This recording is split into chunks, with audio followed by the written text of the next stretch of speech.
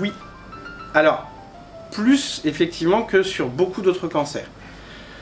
Pour la bonne et simple raison que le cancer du poumon, ça touche le poumon, les bronches en l'occurrence, qui est un organe vital. C'est-à-dire que les poumons servent à respirer, et donc fatalement, c'est pas très simple d'y avoir accès facilement.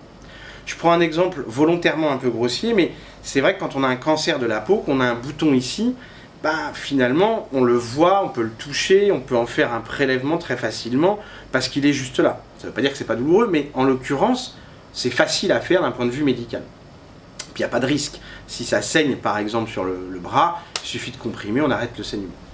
Le cancer du poumon, ça va être un peu différent, parce qu'on est à l'intérieur de quelque chose qui est vital.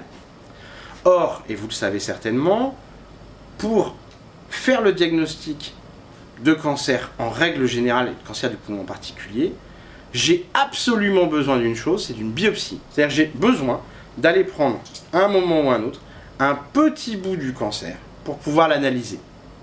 Pour pouvoir l'analyser de manière extrêmement exhaustive. Si j'ai pas ça, on peut rien faire.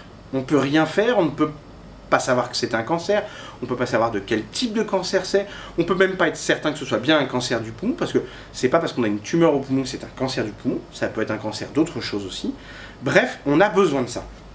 Or, comparé à la peau, aller chercher un petit bout de poumon, c'est plus compliqué que d'aller chercher un petit bout de peau. Donc, il y a des techniques qui nous permettent d'y aller, qui ne sont pas forcément d'ailleurs très agréables, et qui nous permettent d'y aller, mais qui, vous allez le voir, vont être un peu limitantes. La première technique, c'est la fibroscopie bronchique.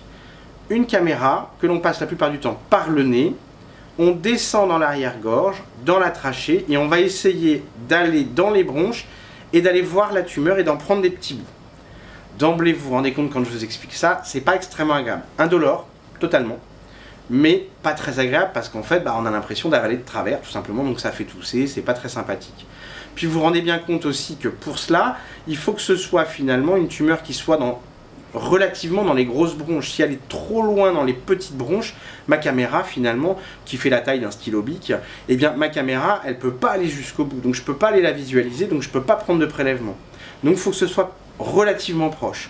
Il faut que ce soit une tumeur aussi un peu solide. Si elle se met à saigner tout de suite et qu'on saigne dans les poumons, ça peut être embêtant. Donc il va falloir effectivement qu'on ait certaines caractéristiques de cette tumeur pour pouvoir l'aborder de cette manière-là. L'autre solution, c'est les ponctions sous scanner. On met la personne au scanner, on repère avec le scanner la tumeur, et avec une aiguille, on va aller passer à travers la peau, comme ça, on va aller chercher en réalité, on va rentrer à l'intérieur du thorax, du poumon, de la tumeur, voir au scanner qu'on est bien dans la tumeur et en prendre un petit bout. On peut aussi le faire sous échographie. Dans certains services qui sont équipés, on peut le faire sous échographie. C'est plus simple, mais il faut aussi qu'il y ait certaines caractéristiques de la tâche. Et enfin, la dernière extrémité, c'est tout simplement, dans certains cas, on va être obligé de faire une chirurgie, c'est-à-dire d'ouvrir, d'une certaine manière, le thorax pour aller chercher la tumeur et pour pouvoir l'analyser. Le problème de tout cela, vous voyez, c'est que c'est pas très simple, c'est quand même des interventions qui ne sont pas forcément très agréables, qui peuvent être un petit peu douloureuses, délicates, qui encore une fois s'adressent à un organe qui est vital. Et donc, bien souvent, la problématique, c'est qu'on va se retrouver avec des prélèvements qui sont de petite taille. Quand je vous parlais tout à l'heure de la fibroscopie, c'est tout petit en réalité, et on se retrouve avec des prélèvements qui sont tout petits. Or, on a besoin de beaucoup de matériel, de beaucoup de biopsies pour pouvoir faire un diagnostic bien précis. Donc effectivement, tout cela nous amène à dire que oui, le diagnostic de cancer du poumon, il est difficile, et souvent aussi il est long, et qui doit se faire aussi par étapes. Et ça, c'est difficile. C'est difficile pour tout le monde. C'est difficile pour nous, c'est difficile aussi pour le patient, parce que pendant ce temps-là, il attend, il ne se passe pas grand-chose, et en plus, il a subi des examens qui ne sont pas très agréables. On le sait. On essaye au maximum de faire en sorte d'améliorer ce processus. Peut-être qu'on parlera un jour ensemble de biopsie liquide.